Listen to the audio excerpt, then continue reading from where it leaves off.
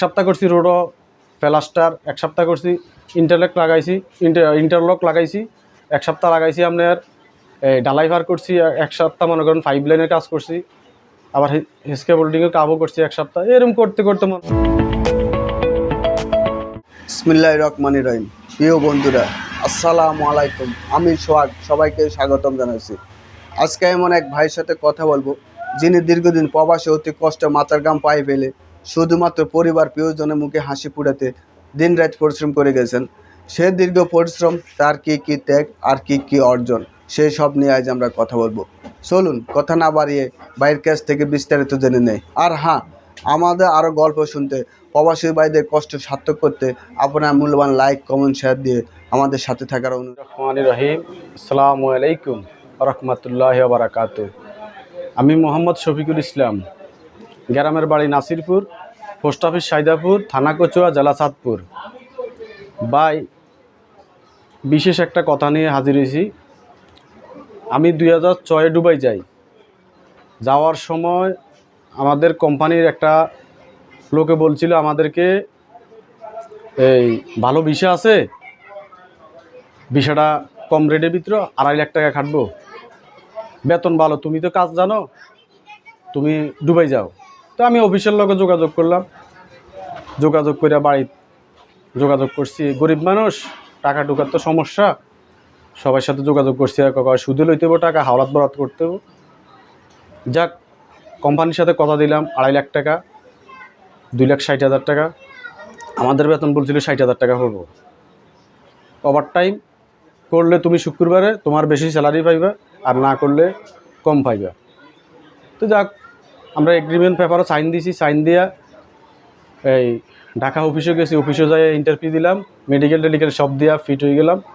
হওয়ানোর পরে আমরা টাকা টুকা জমা করছি। হওয়ার পরে 15 দিনের ভিতরে আমাদের সব হয়ে গেছে। পরে গেলাম, যাই এই দুবাই এয়ারপোর্টে নামার পরে কোম্পানির লোক আমাদের রিসিভ করছে। রিসিভ করে ওরা অফিসে নিচে, অফিসে নিয়ে সিগনেচার টিগনেচার সব কিছু করলো। সিগনেচার দিয়ে আমরা বললো তোমরা রুমে চলে যাও, আগামী দিন তোমাদের এই সাইডে আসতে হইব, সাইডে আইসা এই তোমাদের শিফট মিটিং হবে। তো ভাই, রুমও গেলাম, যাইয়া মনে করেন যে রেস্ট টেস্ট নিলাম। দেখলাম কোম্পানির খানা টানা কী অবস্থা, ফ্যাট ট্যাট ফুলে গেছে, দুর্গন্ধ কোম্পানির খানা, ক্যান্টিনে খানা। যাক, পরের দিন সাইডে গেলাম, সাইডে যাইয়া সিফটি অফিসে গেলাম। আমার একটা ট্রেনিং দিল। ট্রেনিংয়ের পরে আমরা কইলো তোমরা আজকের দিন রেস্ট নাও, কালকের দিনের তো তোমাদের ডিউটি শুরু হয়ে যাবো। তো আমরা ডিউটিতে গেলাম। লগের লোকে বললো তোমরা নতুন কি লেগে আসছো, কোম্পানির তো স্যালারি কম। কি কোম্পানির স্যালারি কম? আমরা বলছিল 3500 দিরহাম। আমাদের এগ্রিমেন্টের পেপার যেখানে সাইন হয়েছে এখানে বলছে 3500-3400 দিরহাম। আমাদের কিসের বেতন কম? পরে বললো 450 দিরহাম বেতন মিস্ত্রির, আর হেল্পারের হইলো 380 টাকা। তো 450 দিরহামে বাংলার 8,000 টাকা হয়। এগুলো শুনে মনে করেন যে খুবই খারাপ লাগছে। এসব বাড়িতে ফোনের টাকা আসিল বেশি, এই ইন্টারনেট কম আসিল। ফোন করলাম, এই ঘটনা। তো মনে কইলাম বলে আসছি অনেক টাকা দিতেই না, কি অবস্থা বাইরে আসতে। পরে আপনার মনে করেন যে 15 দিন পরে বেতন পাইছি, 280 টাকা পাইছি। 280 টাকা পাইয়া বাড়িতে ফাটাইলাম। পরে বাড়ি আপনার 5,000 5,500 টাকা। এসব দেরাম আসিল 19 টাকা 20 টাকা আসিল। তো কী করুম, মা বাপের ফোন দিলাম, 1 মিনিট দিয়ে কইলো বাবা কাজ জানোছন কী করবি, কারণ এই বেতনের ভিতরে কাজ না করলে ওভারটাইম করে দেখ।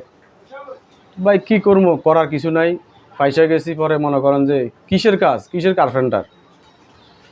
কার্পেন্টারের কথা বলে নিছে।